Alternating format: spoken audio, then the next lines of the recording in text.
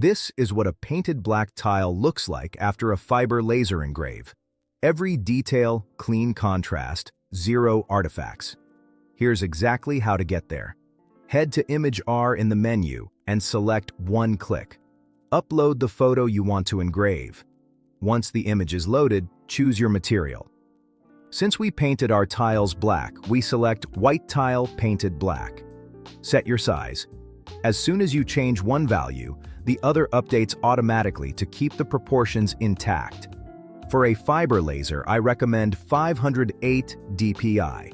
Hit Process Image and let it handle the rest. And here's our result. Hover over the processed image and a magnifier appears so you can check all the fine details up close. In this case, everything looks exactly as it should. Sharp, clean, ready to engrave. Now we can download either the complete lightburn project file or just the PNG. I'm going with the PNG this time. Click download and the file saves automatically. Open the PNG in your laser software.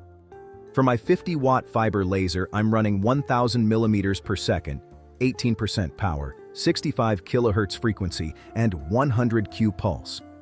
Make sure pass-through is enabled. The image has already been processed, and we don't want the software making any additional changes to it.